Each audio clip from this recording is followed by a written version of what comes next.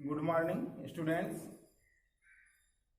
आज आपका social science कक्षा 10 का यूनिट फर्स्ट में चैप्टर 3 में जो है सेकेंड लेक्चर है। इसके पहले भारत में राष्ट्रवाद की विचारधारा को हम लोगों ने पढ़ा और प्रथम विश्व युद्ध के बारे में कुछ जानकारियां हासिल की। खिलाफत आंदोलन और असहयोग आंदोलन, गांधी जी के द्वारा चलाए गए इस आंदोलन को भी जानकारी हासिल की। प्रथम विश्व युद्ध का भारतीय जीवन पर क्या प्रभाव पड़ा, इसके बारे में हम लोगों ने अध्ययन किया। फिर सत्याग्रह का विचार जो है, सत्याग्रह का अर्थ क्या है, इसके बारे में हम लोगों ने कल क्लास लिया था। आज हम सत्याग्रह आंदोलन के बारे में चर्चा करेंगे, जिसमें गांधी जी के द्वारा चलाया गया बहुत ही प्रसिद्ध आंदोलन रहा।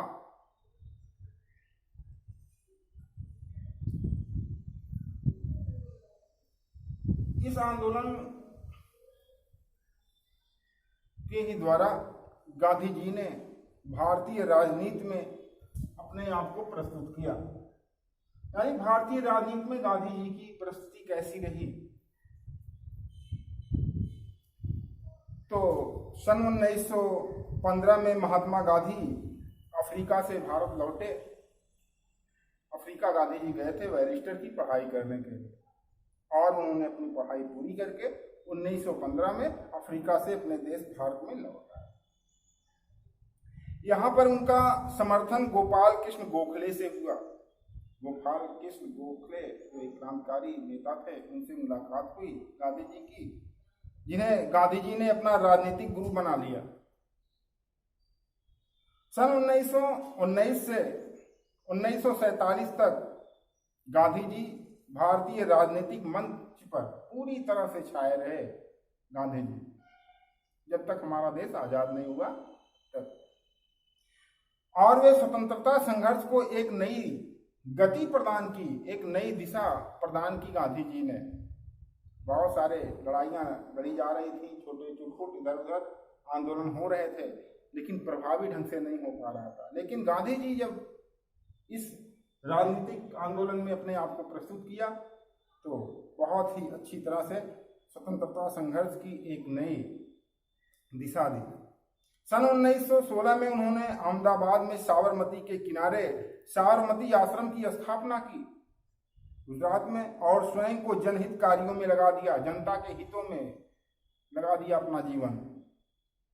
सन 1916 में उन्होंने बिहार के चंपारण में क्षेत्र का दौरा किया। इस तरह से बहुत सारे क्षेत्रों का उन्होंने दौरा किया और जो है आंदोलन किया, सत्याग्रह आंदोलन किया। तो गांधी जी ने चंपारण सत्याग्रह किया, आंदोलन किया। तो गांधी जी जब भारत में आए तो आने के बाद गांधी जी ने कई स्थानों पर सत्याग्रह आंदोलन चलाया। तो बिहार के चंपारण क्षेत्र है, आज चंपारण जिला है बिहार का, तो उन्होंने वहाँ का दौरा किया गांधी जी ने। 19वीं शताब्दी के शुरू में गोरे बागान मालिकों के साथ किए गए अनुबंधों के अंतर्गत किसानों को अपनी भूमि के 3/20 भाग अनिवार्य रूप से नील की खेती करनी पड़ती थी। यहाँ दिया है 19वीं शताब्दी के शुरू में गोरों के बागान का मतलब इंग्लैंड के लोगों का जो बागान था। इंग्लैंड के लोग यहाँ आए, हमारे देश पे जो है राज्य किया और बहुत सारे हिस्सों को अपना ही मान करके छीन करके ले करके यहाँ पे अपने तरीके से काम करना चालू किया, और भारतीय लोगों से कहा कि हम अपनी तरह से यहाँ पे खेती करेंगे। तो अंग्रेज जो है यहाँ पे नील की खेती की है। नील मतलब वो जो कपड़े में लगाते हैं वो नील की खेती, सफेद कपड़े में लगता है। और अपने उत्पादन से बागान मालिकों द्वारा निर्धारित दरों पर ही बेचना पड़ता था।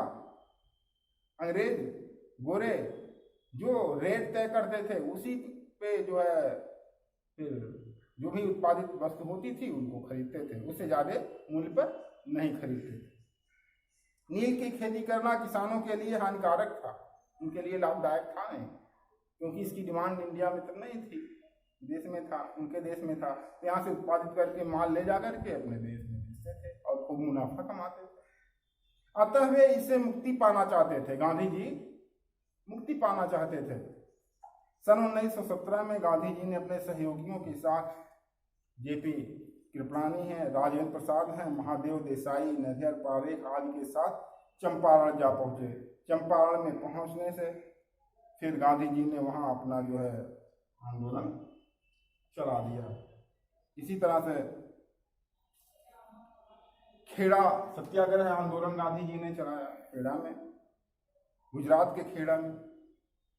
सन 1917 में अधिक वर्षा होने के कारण गुजरात के खेड़ा के किसानों की खरीफ की अधिकांश फसल जो है बर्बाद हो गई, समाप्त हो गई, जिसके परिणाम स्वरूप किसानों की काफी आर्थिक नुकसान, भारी नुकसान उठाना पड़ा और वे सरकारी भू राजस्व की अदायगी करने में असमर्थ हो गए, क्योंकि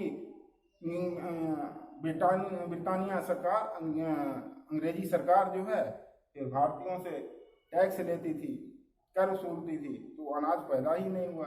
भाई क्या दिया जाए, इस सामने संकट आ गया खेड़ा के लोगों के सामने।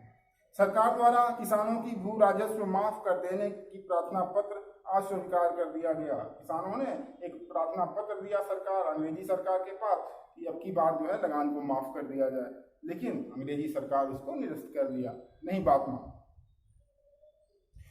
गांधी जी ने किसानों को लगान की अदायगी न करने और सरकार के दमनकारी आदेश के खिलाफ जुझारू संघर्ष छेड़ दिया। गांधी जी ने कहा लोगों से कि आप कोई नहीं शुल्क अदा करेंगे और हमारे साथ आइए, हम आंदोलन करेंगे। तो इस तरह से खेड़ा में भी गांधी जी ने सत्याग्रह आंदोलन चलाया। फिर अहमदाबाद में सत्याग्रह आंदोलन चलाया गांधी जी ने अहमदाबाद के मिल मजदूरों का समर्थन किया। सन 1917-18 में लोग जो है अहमदाबाद में प्लेग की महामारी के कारण भारत के प्रमुख औद्योगिक नगर अहमदाबाद में मजदूरों की संख्या में काफी कमी हो गई थी, काम करने वाले लोग नहीं रह गए थे। मजदूरों को आकर्षित करने के लिए मिल मालिकों ने उन्हें उनकी मजदूरी 75% जो है प्लेग बोनस के रूप में देना शुरू किया, मजदूरों को लुभाना चालू किया। स्थिति जब संतुलन में आ गई तो मिल मालिकों ने बोनस देना बंद कर दिया, तो उसके खिलाफ गांधी जी ने उन मजदूरों के साथ आया और उन्होंने आंदोलन किया, उनका साथ दिया, मजदूरों का साथ दिया। तो इस तरह से गांधी जी ने भारतीय राजनीति में एक धमाकेदार प्रस्तुति। तो ये गांधी जी का एक सत्याग्रह आंदोलन था। सत्याग्रह आंदोलन गांधी जी ने जो चलाया उसका आज क्या वैल्यू है, आज की प्रासंगिकता क्या है, यानी सत्याग्रह सिद्धांत की प्रासंगिकता क्या है, आज उसकी वैल्यू क्या है आज। तो बात जान लीजिए कि सत्याग्रह का सिद्धांत आज भी प्रासंगिक है। कैसे है, देखिए कि अहिंसा के मार्ग पर अमेरिका में, गांधी जी की नकल करके देख करके, अहिंसा के मार्ग पर अमेरिका में मार्टिन लूथर किंग ने नागरिक अधिकार आंदोलन चलाया। गांधी जी से प्रेरणा लेकर के, गांधी जी के सत्याग्रह सिद्धांत से प्रेरणा लेकर के मार्टिन लूथर ने अहिंसा के मार्ग पर चल करके अमेरिका में आंदोलन किया। इसका एक जीता जागता उदाहरण और भी रहा। दक्षिणी अफ्रीका में नेल्सन मंडेला ने भी रंग भेद के खिलाफ अहिंसा के रास्ते पर चलकर अपना आंदोलन चलाया। जिस तरह से हमारे देश में अंग्रेज जो है अपना शासन किए, उसी तरह से अफ्रीका में भी अंग्रेज जो है शासन कर रहे थे। उन्होंने अफ्रीका के जो है काले लोगों का बहुत विरोध करते थे, अपने आप से बहुत नीचा समझते थे, और जो है नेल्सन मंडेला ने गांधी जी के सत्याग्रह सिद्धांत को अपना करके वहां पर वे अहिंसा के रास्ते पे चलकर अपना आंदोलन को आगे बढ़ाया। आज कई देशों में लोग धरना देते हैं, आपने देखा होगा बहुत से लोग धरना देते हैं, प्रदर्शन करते हैं, अनशन करते हैं, अनशन के माध्यम से संघर्ष करते हैं। ये नहीं करते हैं कि अधिकारी के जाते हैं और आगजनी कर देते हैं। आजकल के अधिकारी के कैंपस में जाते हैं, उनके सामने जो है अपना धरने पे बैठ जाते हैं, धरने से के माध्यम से उनको जो है संघर्ष करते हैं। तो एक किसकी देन रही? गांधी जी की देन रही। गांधी जी ने सिखाया था ये सब बातें, और उसी के माध्यम से आज हम संघर्ष करते हैं, धरना देते हैं, प्रदर्शन करते हैं और सरकार पर दबाव बनाने का प्रयास करते हैं कि सरकार दबाव में आएगी और हमारी बात मानेगी। तो इस तरह से हमने देखा कि सत्याग्रह, गांधी जी के द्वारा चलाया गया सत्याग्रह सिद्धांत की प्रासंगिकता आज भी बनी हुई है। आज के लिए बस इतना ही। Thank you.